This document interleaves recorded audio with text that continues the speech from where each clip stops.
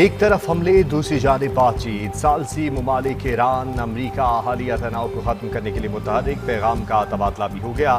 ایرانی وزارت خارجہ کے ترجمان اسماعیل بقائی کی تصدیق میڈیا گفتگو میں کہا کہ امریکہ کے پیغامات موصول ہوئے ہیں، ثالثوں کے ذریعے جواب سے آگاہ کیا گیا ہے، واضح کیا ہے کہ آبنائے ہرمز کے انتظام کی ذمہ داری ایران کی ہے، عمان اور خطے کے ممالک سے مشاورت سے پیش رفت سے کی جائے گی۔ واشنگٹن کے پاس اسلام آباد معاہدے کی خلاف ورزی کا کوئی جواز نہیں، 14 شقیں اور اس کا وطن مکمل طور پر واضح ہے۔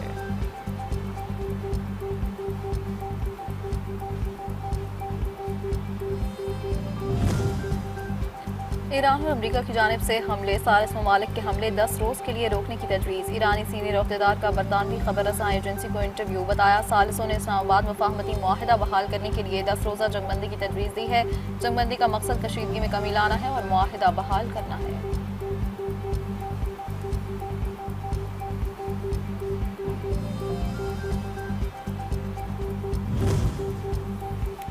ایران کے وزیر داخلہ سکندر مومنی 2 روزہ دورے پاکستان پر، اہم منصب محسن نقوی سمیت دیگر پاکستانی حکام سے ملاقاتیں شیڈیول۔ ایرانی صدر کا خصوصی پیغام بھی پاکستانی قیادت تک پہنچائیں گے۔ اسلام آباد مفاہمتی یادداشت پر پیش رفت اور اس پر مؤثر عمل درآمد کا جائزہ لیا جائے گا۔ ایرانی وزیر داخلہ کے ہمراہ اعلیٰ سطحی وفد بھی ہوگا۔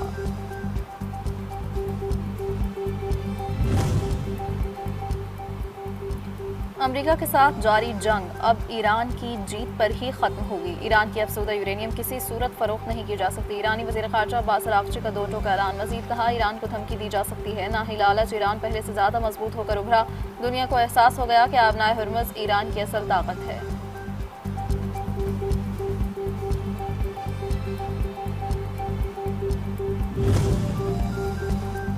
ایران آبنائے ہرمز کو بطور دباؤ استعمال کر رہا ہے، امریکہ سفارتی حل کے لیے تیار۔ وزیر خارجہ مارکو روبیو کہتے ہیں، اگر ایران کسی مفاہمت کی شرائط کی خلاف ورزی کر رہا ہے تو وہ معاہدہ مؤثر نہیں رہ سکتا۔ امریکہ عالمی جہاز رانی کے تحفظ کے لیے ضروری اقدامات اٹھاتا رہے گا، لیکن دیگر ممالک کو بھی آگے آ کر بوجھ بانٹنا ہوگا۔ امریکہ کا جنگی جنون جاری، ایران کے شہری اور توانائی کے جوہری تنصیبات پر نویں روز بھی حملے۔ تبریز، چابہار، کرناک، بندر ماشیر اور بندر امام خمینی کو نشانہ بنایا گیا۔ سینٹ کام کا میزائل اور ڈرونز لانچ سائٹس کو نشانہ بنانے کا بھی دعویٰ۔ بیان میں کہا کہ ان حملوں کا مقصد آبنائے ہرمز سے گزرنے والے تجارتی جہازوں اور شہری ملاحوں پر حملے کرنے کی ایران کی صلاحیت کو مزید کمزور کرنا ہے۔ ایران کی جانب سے امریکی جارحیت کا منہ توڑ جواب۔ کویت، اردن، عراق سمیت خطے میں موجود امریکی اڈوں کو نشانہ بنایا۔ ایران فوج کا امریکی جاسوس ڈرون اور MQ-9 ڈرون مار گرانے کا بھی دعویٰ۔ مغربی ایران میں امریکی کروز میزائل کو بھی کامیابی سے فضا ہی میں تباہ کر دیا۔ ایرانی فوج کا کہنا ہے کہ دشمن کی ہر غلط فہمی کو مہلک انداز میں جواب دے کر ختم کریں گے۔ دوسری جانب عراق میں 18 جولائی کو ہونے والے امریکی اڈے پر ایران کے حملے میں ایک اور امریکی فوجی ہلاک ہو گیا، سینٹ کام نے تصدیق کر دی۔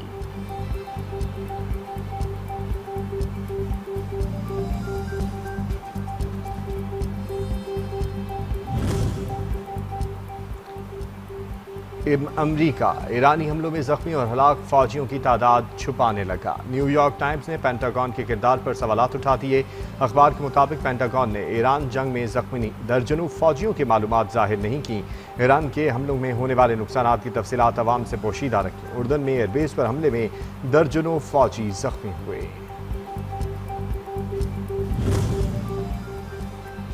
ڈاکٹر خلیل الحیہ فلسطینی مزاحمتی تنظیم حماس کے نئے سربراہ مقرر۔ عرب میڈیا کے مطابق ڈاکٹر خلیل الحیہ یحییٰ سنوار کے جانشین کی حیثیت سے ذمہ داریاں سنبھالیں گے۔ 1960 میں غزہ میں پیدا ہونے والے خلیل الحیہ 1987 میں حماس کے قیام سے ہی تنظیم کا حصہ ہیں۔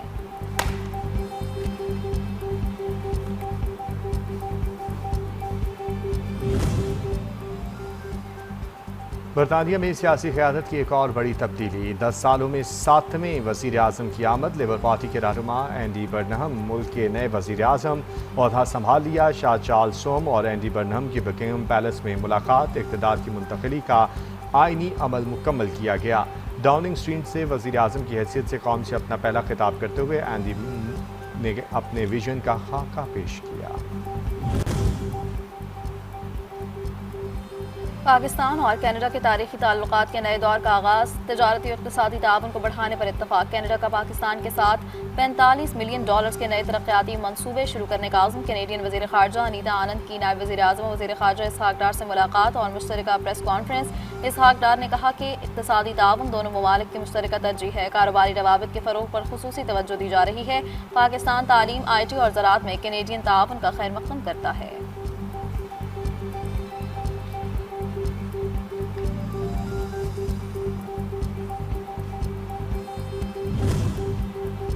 مشرق وسطیٰ میں پائیدار امن کے لیے پاکستان کی سفارتی کوششیں قابل ستائش ہیں۔ علاقائی کشیدگی کے حل کے لیے مکالمے اور سفارتکاری کی حمایت کرتے ہیں۔ کینیڈین وزیر خارجہ کی گفتگو۔ پاکستان جنوبی ایشیا میں کینیڈا کا اہم شراکت دار ہے۔ پاکستان کے لیے $22 لاکھ سے زائد مالیت کے نئے سیکیورٹی اقدامات متعارف کر رہے ہیں۔ سرمایہ کاری کے تحفظ کے نئے معاہدے کو بھی جلد مکمل کیا جائے گا۔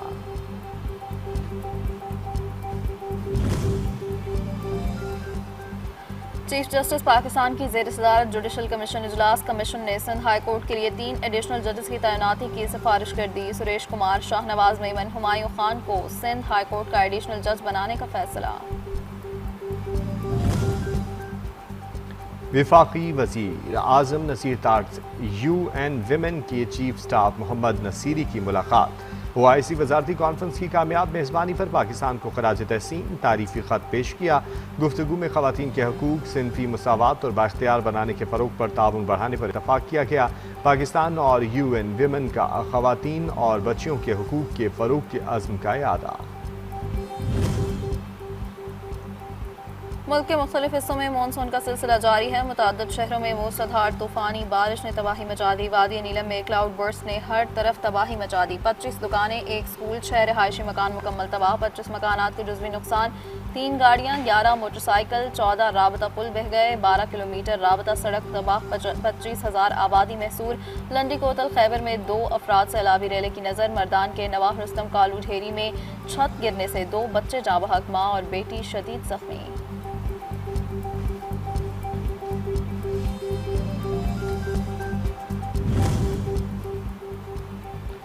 ملک کے مختلف حصوں میں مانسون کا سلسلہ جاری۔ راولپنڈی، اسلام آباد اور گرد نواب میں موسلادھار بارش سے جلد ہلیک ہو گیا۔ ٹھنڈی ہوائیں چلنے سے حبس میں کمی، گرمی کے ستائے شہریوں کے چہرے کھل اٹھے۔ مطلع برآلود وقفے سے مختلف علاقوں میں کہیں رم جھم تو کہیں تیز بارش بھی جاری ہے۔ محکمہ موسمیات کی آج دن بھر بادل برسنے کی نوید۔ مانسون کا یہ اسپیل 24 جولائی تک جاری رہنے کی پیشگوئی۔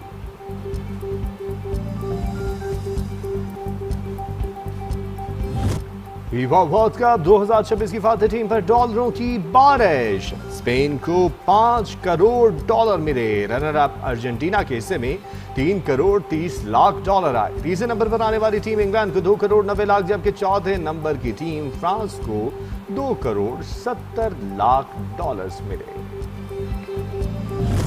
اور فرانسیسی فٹ بال ٹیم کے سٹار پلیئر اور کپتان کیلین امباپے نے تاریخ رقم کر دی۔ 2 ورلڈ کپ میں سب سے زیادہ گول کرنے والے پہلے فٹ بالر بن گئے۔ دوسری مرتبہ گولڈن بوٹ اپنے نام کر لیا۔